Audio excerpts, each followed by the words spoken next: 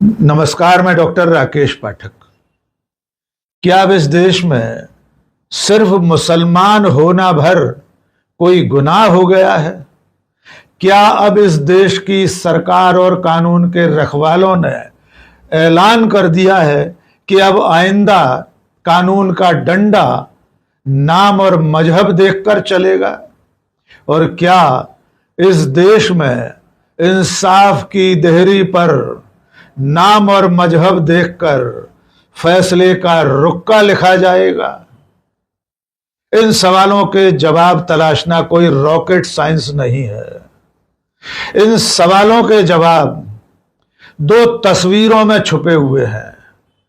जब उन दो तस्वीरों को आप देखेंगे और उनकी कहानियां सुनेंगे तो आप समझ जाएंगे कि अब यह दीवार पर लिखा हुआ क्रूर सच है कि अब इस देश में मुसलमान होना भर गुनाह हो गया है। आइए पहले स्क्रीन पर आपको दो तस्वीरें दिखाते हैं। ये तस्वीरें पिछले 24 घंटे में आपने कई बार देख ली हैं। इनके बारे में बहुत कुछ सुन भी लिया है, लेकिन अब आइए इंसाफ के तराजू पर इन दोनों तस्वीरों को और इन दोनों के गुनाहों को तौलने की कोशिश करते हैं। और उसके बाद आप खुद ब खुद इस नतीजे पर पहुंच जाएंगे कि सचमुच में अब इस देश में मुसलमान होना भर बहुत बड़ा गुनाह हो गया है। ये जो स्क्रीन पर आप दो तस्वीरें देख रहे हैं, इसमें से एक तस्वीर है मध्य प्रदेश के कैबिनेट मंत्री विजय शाह की और दूसरी तस्वीर है हरियाणा के अशोका विश्वविद्यालय के प्रोफेसर अली खान महमूदाबाद की। अब आइए दोनों के बारे में और इन दोनों की कथनी करनी के बारे में एक एक करके जान लीजिए। पहले बात करते हैं अशोका यूनिवर्सिटी के प्रोफेसर अली खान महमूदाबाद की। ये जो तस्वीर आप देख रहे हैं, ये उन्हीं की तस्वीर है। अली खान पॉलिटिकल साइंस के प्रोफेसर हैं। अमेरिका और इंग्लैंड से बहुत ऊंचे दर्जे की पढ़ाई करके आए हैं। लेखक हैं, विचारक हैं, कवि हैं। इसके अलावा वे समाज के और देश के अहम मुद्दों पर खुलकर लिखने के लिए जाने जाते हैं। प्रोफेसर अली खान इस वक्त पुलिस की कैद में है और उनका गुनाह क्या है ये भी जान लीजिए। प्रोफेसर अली खान ने ऑपरेशन सिंदूर शुरू होने के बाद 8 मई को अपने सोशल मीडिया प्रोफाइल पर एक पोस्ट लिखी थी। इस पोस्ट में उन्होंने भारत सरकार, भारत की सेना और सरकार की रीति नीति की जमकर तारीफ की थी। उन्होंने अपनी पोस्ट में क्या लिखा था, उन्हीं के शब्दों में उनकी अंग्रेजी पोस्ट का हिंदी अनुवाद आपको संक्षेप में पढ़कर सुना देते हैं। प्रोफेसर खान ने लिखा, रणनीतिक रूप से भारत ने दरअसल पाकिस्तान में सेना और आतंकवादियों, गैर राज्यीय तत्वों के बीच के अंतर को खत्म करने के मामले में एक नया चरण शुरू किया है। इसके मायने हैं कि किसी भी आतंकवादी गतिविधि का जवाब सेना द्वारा सीधे हमलों से दिया जाएगा। इसलिए यह सुनिश्चित करने की जिम्मेदारी पाकिस्तानी सेना पर है कि वह आतंकवादियों और गैर राज्यीय तत्वों के पीछे न छिपें। पाकिस्तानी सेना बहुत लंबे समय से हथियारबंद गैर राज्यीय तत्वों यानी नॉन स्टेट एलिमेंट्स का इस्तेमाल हमारे भू राजनीतिक क्षेत्र को अस्थिर करने के लिए करती रही है और अंतर्राष्ट्रीय मंचों पर आतंकवाद से पीड़ित होने का दावा भी करती रही है। पाकिस्तानी सेना ने उन्हीं लोगों का इस्तेमाल, जिनमें कुछ को ताजा भारतीय हमलों में निशाना बनाया गया था, पाकिस्तान में सांप्रदायिक तनाव को भड़काने के लिए भी किया है। ऑपरेशन सिंदूर ने भारत पाक संबंधों की पुरानी धारणाओं को उथल दिया है। अब आतंकवादी हमलों का जवाब सैन्य प्रतिक्रिया से दिया जाएगा। तो इस तरह दोनों पाकिस्तानी सेना और आतंकवादियों के बीच कोई भी अर्थगत अंतर नहीं रह गया है। यानी प्रोफेसर खान पाकिस्तानी सेना और आतंकवादियों में कोई अंतर रेखांकित नहीं कर रहे हैं। वे कह रहे हैं दोनों एक ही हैं। इस अंतर के खात्मे के बावजूद भारतीय सशस्त्र बलों ने सैन्य व नागरिक प्रतिष्ठानों या बुनियादी ढांचे को निशाना नहीं बनाने का ध्यान रखा ताकि हिंसा में कोई अनावश्यक इजाफा न हो। संदेश स्पष्ट है, यदि आप अपनी आतंकवाद की समस्या से नहीं निपटते हैं तो हम निपट लेंगे। नागरिक जीवन का नुकसान दोनों पक्षों के लिए दुखद है और इसी वजह से युद्ध से बचना चाहिए। आगे वे लिखते हैं, कुछ लोग बिना सोचे समझे युद्ध की वकालत कर रहे हैं, लेकिन उन्होंने कभी युद्ध नहीं देखा है। संघर्ष क्षेत्र में रहना या वहां जाना तो दूर की बात है, किसी छद्म नागरिक सुरक्षा अभ्यास गतिविधि यानी मॉक ड्रिल का हिस्सा बनने से भी आप सैनिक नहीं बन जाते। नहीं आप कभी किसी ऐसे व्यक्ति का दर्द जान पाएंगे जो संघर्ष के कारण नुकसान उठाता है। युद्ध क्रूर होता है और गरीब लोग इसका सबसे ज्यादा खामियाजा भुगतते हैं। केवल राजनेता और रक्षा कंपनियां इसका फायदा उठाती हैं। हालांकि युद्ध अपरिहार्य है क्योंकि राजनीति मुख्य रूप से हिंसा पर आधारित है। कम से कम मानव इतिहास हमें यही सिखाता है कि हमें यह समझना होगा कि राजनीतिक संघर्षों को कभी भी सैन्य रूप से हल नहीं किया गया है। अंत में अब यहां मुद्दे की बात है। अंत में मैं कर्नल सोफिया कुरैशी की प्रशंसा करने वाले इतने सारे दक्षिणपंथी टिप्पणीकारों को देखकर बहुत खुश हूं, लेकिन शायद वे उतनी जोर से यह मांग भी कर सकते हैं कि भीड़ द्वारा हत्या यानी मॉब लिंचिंग, मनमाने ढंग से बुलडोजर चलाने और भाजपा द्वारा फैलाई नफरत के शिकार अन्य लोगों को भी भारतीय नागरिक होने के नाते संरक्षित किया जाए। 2 महिला सैनिकों द्वारा जानकारी प्रस्तुत करने का दिखावा अहम है, लेकिन यह दिखावा जमीनी हकीकत में भी बदलना चाहिए, नहीं तो यह केवल पाखंड है। जब एक मुस्लिम राजनेता ने पाकिस्तान मुर्दाबाद कहा और ऐसा करने के लिए पाकिस्तानियों द्वारा ट्रोल किया गया, भारतीय दक्षिणपंथी टिप्पणीकारों ने यह कहकर उसका बचाव किया कि यह हमारा मुल्ला है। बेशक ये मजेदार है, लेकिन यह इस बात की ओर भी इशारा करता है कि सांप्रदायिकता ने भारतीय राजनीति को कितनी गहराई से संक्रमित किया है।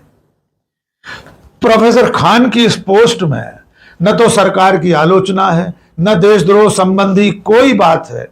वे लगातार युद्ध के खिलाफ बात कर रहे हैं, जो कि हम जैसे और तमाम ऐसे लोग रहे हैं जो युद्ध के खिलाफ अपनी आवाज उठाते रहे। दूसरी जो सबसे अहम बात उन्होंने कही है कि अगर कर्नल सोफिया कुरैशी और व्योमिका सिंह की तस्वीर और उनके सामने एक साथ आने से अच्छा संदेश गया है, तो जो राइट विंग के लोग हैं उन्हें बाकी चीजों का भी विरोध करना चाहिए।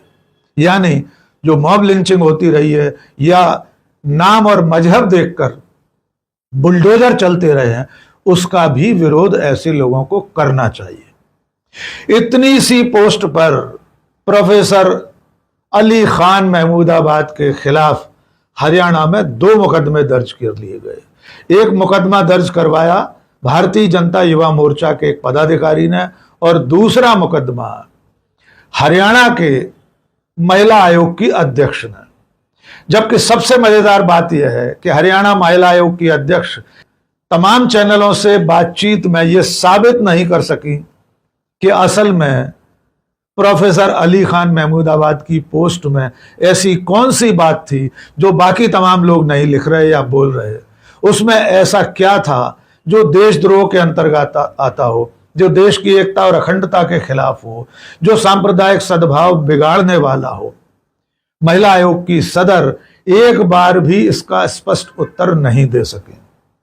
प्रोफेसर अली खान की इस पोस्ट पर हरियाणा राज्य महिला आयोग की अध्यक्ष रेणु भाटिया और भारतीय जनता युवा मोर्चा के एक पदाधिकारी योगेश जठेड़ी ने पुलिस में शिकायत दर्ज कराई। महिला आयोग ने तो यह भी कहा कि प्रोफेसर अली खान की पोस्ट महिलाओं का अपमान करने वाली है, जबकि उनकी पोस्ट में महिलाओं का अपमान करने वाला एक शब्द नहीं है। इसके बाद हरियाणा पुलिस ने प्रोफेसर अली खान के खिलाफ 2 मुकदमे दर्ज कर लिए। उनके खिलाफ बीएनएस की तमाम धाराओं में मुकदमा दर्ज करने के बाद उन्हें रविवार को दिल्ली से गिरफ्तार कर लिया गया। पुलिस ने उनकी 2 दिन की रिमांड अदालत से ले ली है। प्रोफेसर अली खान की गिरफ्तारी के खिलाफ देश भर से आवाजें उठ रही हैं। कांग्रेस के राष्ट्रीय अध्यक्ष मल्लिकार्जुन खड़गे सहित तमाम लोगों ने उनकी गिरफ्तारी को गलत बताया है। और इस बीच में जाने माने वकील और राज्यसभा सांसद पूर्व केंद्रीय मंत्री कपिल सिब्बल ने सुप्रीम कोर्ट में उनकी गिरफ्तारी के खिलाफ आवाज लगाई है। सुप्रीम कोर्ट ने कहा है कि जल्द से जल्द इस पर सुनवाई की जाएगी। हो सकता है जिस वक्त आप ये वीडियो देख और सुन रहे हो तब तक कपिल सिब्बल की फरियाद पर सुप्रीम कोर्ट इस पर सुनवाई शुरू कर चुका हो। और अब आपको दिखाते हैं दूसरी तस्वीर। तस्वीर में जो शख्स दिखाई दे रहा है उसकी कथनी करनी देखने सुनने के बाद आप ये अच्छी तरह समझ पाएंगे कि किस तरह सरकार और कानून के रखवाले नाम और मजहब देखकर भेदभाव कर रहे हैं। यद्यपि इस दूसरी तस्वीर की कहानी पिछले 8 दिन से आप कई बार देख और सुन चुके हैं, लेकिन संक्षेप में एक बार फिर दोहरा देते हैं। यह दूसरी तस्वीर है मध्य प्रदेश शासन के कैबिनेट मंत्री जनजातीय कार्य मंत्री कुंवर विजय शाह की। विजय शाह ने क्या किया था आप अच्छी तरह जानते हैं। विजय शाह ने 12 मई को इंदौर जिले के मानपुर थाना क्षेत्र में एक सार्वजनिक समारोह में भाषण दिया था। विजय शाह ने उस भाषण में कहा था कि हमारे प्रधानमंत्री नरेंद्र मोदी ने ऑपरेशन सिंदूर के जरिए पाकिस्तान और आतंकवादियों की ऐसी तैसी कर दी, लेकिन वे खुद पाकिस्तान जाकर आतंकवादियों को नंगा करके उनकी ऐसी की तैसी नहीं कर सकते थे, इसलिए आतंकवादियों की बहन कर्नल सोफिया कुरैशी को वहां भेजकर आतंकवादियों को नंगा करके उनकी ऐसी तैसी करवाई। एक बार संक्षेप में कुंवर विजय शाह का यह भाषण सुन लीजिए। जिन्होंने हमारी बेटियों के सिंदूर उजाड़े थे वही कटे पिटे लोगों को हमने उन्हीं की बहन भेज करके उनकी ऐसी की तैसी करवाई। एक बार मोदी जी के लिए जोरदार ताली हो जाए। उन्होंने कपड़े उतार के हमारे हिंदुओं को मारा और मोदी जी ने उनकी बहन को उनकी ऐसी की तैसी करने हमारे जहाज से उनके घर। अब मोदी जी कपड़े तो उतार नहीं सकते थे, इसलिए उनके समाज की बहन को भेजा कि तुमने हमारी बहनों को अगर विधवा किया है तो तुम्हारे समाज की बहन आके तुम्हें नंगा करके छोड़ेगी। देश का सम्मान मान सम्मान हमारी बहनों का सुहाग का बदला तुम्हारी जाति की समाज की बहनों को पाकिस्तान भेजकर से कोई ले सकता है। भारतीय सेना और भारत की जांबाज बेटी कर्नल सोफिया कुरैशी और एक मजहब पर इस तरह की तौहीन करने वाला भाषण देने वाले कुंवर विजय शाह के खिलाफ 2 दिन तक मध्य प्रदेश सरकार और पुलिस ने कुछ नहीं किया। तब 14 मई को मध्य प्रदेश हाई कोर्ट के न्यायमूर्ति अतुल श्रीधरन और न्यायमूर्ति अनुराधा शुक्ला ने स्वतः संज्ञान लेकर मुकदमा दर्ज करने का आदेश दिया।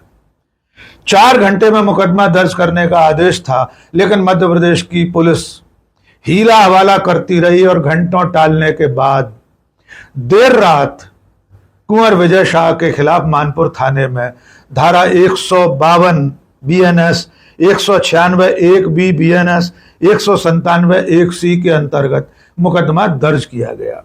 ये सारी धाराएं देश की एकता अखंडता को तोड़ने वाली, सांप्रदायिक सद्भाव को बिगाड़ने वाली और देश का अपमान करने वाली धाराएं हैं। इसके बावजूद मध्य प्रदेश की पुलिस ने विजय शाह को गिरफ्तार करने के लिए कोई पहल नहीं की। विजय शाह इस बीच में सुप्रीम कोर्ट पहुंच गए। उन्होंने एफआईआर दर्ज रद्द कराने की फरियाद लगाई। सुप्रीम कोर्ट ने सोमवार को सुनवाई के बाद जो कुछ कहा अब वो भी सुन लीजिए। सुप्रीम कोर्ट ने एफआईआर रद्द करने से इनकार कर दिया, लेकिन फिलहाल 28 मई तक विजय शाह की गिरफ्तारी पर रोक लगा दी है। रोक के बावजूद सुप्रीम कोर्ट ने जो कहा है सीधे सीधे सुप्रीम कोर्ट के शब्दों को ही पढ़कर सुना देते हैं। सुप्रीम कोर्ट ने कहा कि विजय शाह की टिप्पणी से पूरा देश शर्मसार है। उनकी टिप्पणी भद्दी और अभद्र है। इसके अलावा विजय शाह की माफी को सुप्रीम कोर्ट ने स्वीकार नहीं किया। सुप्रीम कोर्ट ने कहा कि आपने हमारी अवमानना नहीं की है, इसलिए यहां माफी मांगने का कोई अर्थ नहीं है। इसके अलावा सुप्रीम कोर्ट ने कहा कि कई बार माफी बचने के लिए मांगी जाती है और कई बार ये सिर्फ घड़ियाली आंसू की तरह होती है। इसलिए हमें आपकी माफी की जरूरत नहीं है। आपने देश की सेना का अपमान किया है, इसलिए कानून अपना काम करेगा। सुप्रीम कोर्ट ने विजय शाह के खिलाफ एफआईआर जो दर्ज हुई है उसकी जांच के लिए 3 सदस्यीय स्पेशल इन्वेस्टिगेशन टीम एसआईटी गठित कर दी है। इसमें 3 आईपीएसों को नियुक्त करने का आदेश दिया और मध्य प्रदेश सरकार ने तत्काल प्रभाव से सोमवार को एसआईटी गठित कर दी है। लेकिन सुप्रीम कोर्ट ने मध्य प्रदेश की सरकार और पुलिस पर भी बेहद गंभीर टिप्पणियां की हैं। सुप्रीम कोर्ट ने मध्य प्रदेश की सरकार और पुलिस की निष्क्रियता पर सवाल पूछते हुए कहा, एफआईआर के बाद आपने क्या किया, जांच कहां तक पहुंची। पीठ ने कहा, सुप्रीम कोर्ट की पीठ ने कहा, राज्य सरकार को कुछ और ठोस कदम उठाना चाहिए थे। यानी सुप्रीम कोर्ट कह रहा है कि एफआईआर दर्ज होने के बाद अगले 5 दिनों तक मध्य प्रदेश की सरकार और पुलिस ने कुछ भी नहीं किया। यह बेहद आपत्तिजनक है। सुप्रीम कोर्ट के आदेश के बाद जो एसआईटी गठित हुई है उसके 3 सदस्यों के नाम भी जान लीजिए। इसके मुखिया होंगे प्रमोद वर्मा, जो इस वक्त इंस्पेक्टर जनरल सागर रेंज हैं। दूसरे सदस्य डी कल्याण चक्रवर्ती, जो कि डीआईजी एसएफ भोपाल हैं। और उसमें जो तीसरी सदस्य हैं वे होंगी वाहिनी सिंह, जो इस वक्त एसपी डिंडोरी हैं। सुप्रीम कोर्ट ने स्पष्ट कहा था कि इस एसआईटी में एक महिला आईपीएस जरूर होना चाहिए। ये एसआईटी इस बात की जांच करेगी कि जो एफआईआर दर्ज हुई है वो ठीक हुई है या नहीं, और उसके बाद आगे की क्या क्या कार्यवाही चल रही है। यहां एक बार फिर दोहरा दें, जो हम अपने पिछले वीडियो में आपको बार बार बता चुके हैं, कि मध्य प्रदेश की पुलिस ने हाई कोर्ट मध्य प्रदेश के आदेश के बावजूद जो पहली एफआईआर दर्ज की थी उसमें मंत्री विजय शाह को बचाने की भरपूर कोशिश की गई थी। उस एफआईआर में विजय शाह का मूल अपराध लिखा ही नहीं गया था। इसके अलावा एफआईआर में विजय शाह के नाम के आगे 2 बार श्री लिखा गया था। और जब इस एफआईआर की जानकारी हाईकोर्ट को मिली तब उसने मध्य प्रदेश की पुलिस और सरकार को फटकार लगाई थी और दोबारा एफआईआर लिखने को कहा था। लेकिन एफआईआर जिस सॉफ्टवेयर में दर्ज की जाती है वो एक बार दर्ज होने के बाद फ्रीज हो जाती है, उसे एडिट या करेक्ट नहीं किया जा सकता। इसलिए अब मध्य प्रदेश पुलिस ने कहा है कि हाई कोर्ट ने जो बातें कही थी, जिस अपराध का संज्ञान लिया जाना था, वो आगे चलकर चालान में शामिल किया जाएगा। अब असली बात पर आते हैं। कुंवर विजय शाह मध्य प्रदेश के कैबिनेट मंत्री और दूसरी तरफ अशोका यूनिवर्सिटी के प्रोफेसर अली खान महमूदाबाद, दोनों के खिलाफ पुलिस ने 1 सी धाराओं में मुकदमा दर्ज किया है। अली खान की गिरफ्तारी चंद घंटे के भीतर हो गई और उनको पूछताछ के लिए पुलिस ने 2 दिन की रिमांड पर भी ले लिया। उन्हीं धाराओं में विजय शाह के खिलाफ भी मुकदमा दर्ज है, लेकिन मध्य प्रदेश की सरकार और पुलिस ने उन्हें गिरफ्तार करने के लिए एक बार भी दबिश नहीं दी। एक बार भी मध्य प्रदेश पुलिस की कोई पुलिस पार्टी विजय शाह को गिरफ्तार करने उनके किसी ठिकाने पर नहीं पहुंची। इसके उलट उन्हें पूरा मौका दिया गया कि वे सुप्रीम कोर्ट से किसी तरह की राहत ले आए, और अंततः सुप्रीम कोर्ट ने उनकी गिरफ्तारी पर रोक लगाकर एक बड़ी राहत दे दी है। और प्रोफेसर अली खान इस वक्त भी सींखों के पीछे हैं। हो सकता है सुप्रीम कोर्ट में कपिल सिब्बल की फरियाद के बाद अली खान जेल से बाहर आ जाएं, लेकिन ये 2 तस्वीरें, ये 2 कहानियां, ये 2 हकीकतें इस बात को साबित करने के लिए पर्याप्त हैं कि अब इस देश में मुसलमान होना गुनाह हो गया है। अब इस देश में सरकारें और कानून का पालन करने वाली एजेंसियां नाम और मजहब देखकर किसी भी शख्स को या तो गिरफ्तार करेंगी या उसको गिरफ्तार करने से पीठ फेर लेंगी। कुंवर विजय शाह की अब तक गिरफ्तारी न होना, गिरफ्तारी पर रोक लगना और अली शाह की गिरफ्तारी दीवार पर लिखा हुआ क्रूर सच है बड़े बड़े हरफ में इस वक्त दीवार पर यह लिखा है कि अब इस देश में कानून की दहरी पर भी, इंसाफ की दहरी पर भी नाम और मजहब देखकर सुनवाई होगी और फैसले का रुक्का लिखते समय कानून की कलम पहले नाम देखेगी, मजहब देखेगी और उसके बाद उसकी कलम कागज पर फैसला उतारेगी।